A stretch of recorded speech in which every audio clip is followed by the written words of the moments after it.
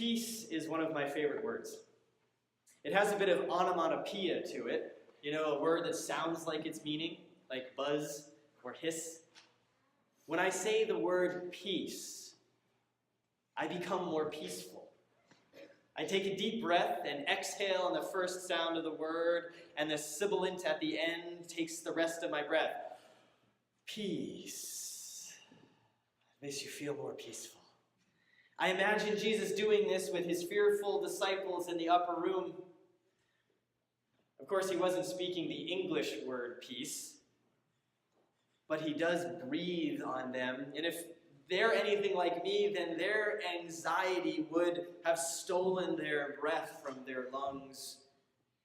But Jesus gives it back to them when he twice says, "Peace be with you." And third time, when Thomas rejoins the group, "Peace be with you."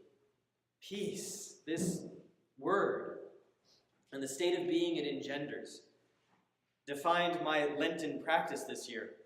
After 40 days waking with this word on my lips, I am hoping and praying and striving to continue doing so for the rest of my life.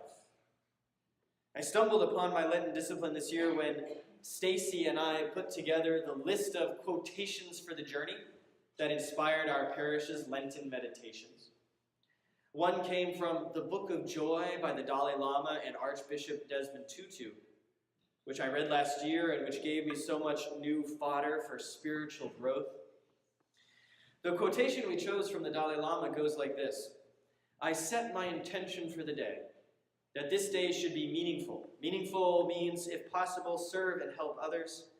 If not possible, then at least not to harm others. That's a meaningful day."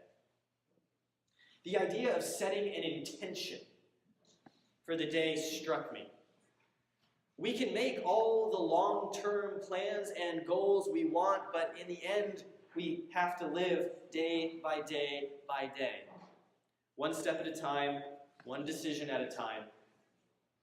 Long-term goals give us vision and hope, yes, but they remain long-term without daily intention. You all know the old joke, right? How do you get to Carnegie Hall? Practice. With the Dalai Lama's instruction planted in my head, in my heart, in my mind, I started wondering what my intention might be. Well, for a while now, I've been trying hard not to describe myself as busy, even when I am.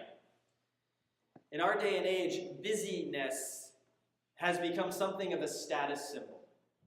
The busier you are, the better. How many of us have described ourselves as crazy busy? A few hands. One of my roles as a clergy person is to try to model the kind of life God calls us to live, and here I was jumping aboard the crazy busy train. It's hurtling down a track to who knows where. Well, not once in the Bible does God call us to be crazy busy. In fact, God set up a guardrail to keep us from that very state of being. Anybody know what it's called? It starts with S. Sabbath. Even when Jesus was being set upon on all sides by people seeking healing and wisdom, he still escaped for quiet time alone. And Jesus doesn't call people to be busy. He calls them to be peaceful. Peace be with you. Well, I found my intention in a combination of the Dalai Lama's practice, Jesus' words, and my desire not to be crazy busy all the time.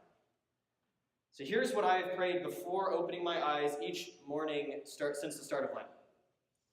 Dear God, I set my intention for the day, that I may be at peace with all creatures, including myself.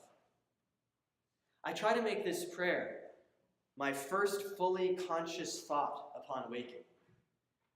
Later in the day, when I start slipping back into crazy busy, I reorient myself by praying that intention again. Dear God, I set my intention for this day, that I may be at peace with all creatures, including myself. There are two parts to this intention, the outward and the inward. The external intention invites me to cultivate peace in all my relationships. Peace here is best defined as a state of balance and equilibrium. Peace seeks reconciliation in times of conflict. Peace maintains the strength of serenity in the midst of chaos. And I must take the time to note the equilibrium I'm talking about is not necessarily the status quo, for the status quo is often quite out of balance. For example, the nonviolent protests of the civil rights movement used peace as their most potent weapon, specifically because the status quo was so far from the promise of freedom and equality. In our own time, much remains in disequilibrium. The peaceful response is not apathy, but purpose, intentional activity to reshape the status quo into a state of greater harmony. That's peace, external peace, outward peace. The second part of this intention is internal. I'm not just asking God to help me to be at peace with others, but with myself as well, which is often the taller order. The inward intention of peace keeps me from boarding the crazy busy train. Inward peace also helps me accept myself for who I am, which in turn allows me to rejoice with others when good things happen to them. Isn't it just the best feeling when you can be genuinely happy for someone else's good fortune? The intention to inward peace also wards off the opposite of crazy busy, which you might call crazy lazy. Because cultivating inward peace is a practice in and of itself, and therefore it actually prevents laziness. The truly lazy do not try to be peaceful. They meander through life simply reacting to stimuli as they come along. But the peaceful person lives with intention each day. Indeed, the peaceful person can be more while doing less. 3 times in today's gospel lesson, Jesus says, "Peace be with you." In a few minutes, we will practice sharing peace with one another. We will shake hands or hug or kiss and offer one another the peace of the Lord.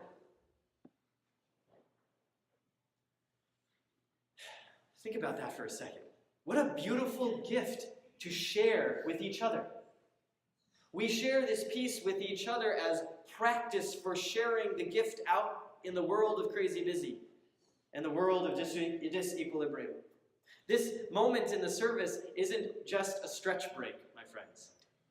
The peace is the hinge on which the service turns as we move from the nourishment of the word to the nourishment of the sacrament. We pause for peace. We breathe out peace. We breathe in peace. And we ready ourselves for the presence of the Prince of Peace. I invite you this week to try on the intention God has placed on my heart, especially if you are prone to crazy busy or to crazy lazy, or if you need to find your path through this unbalanced world. When you wake up, or whenever you need to during the day, I invite you to pray this with me. Dear God, I set my intention for this day that I may be at peace with all creatures, including myself.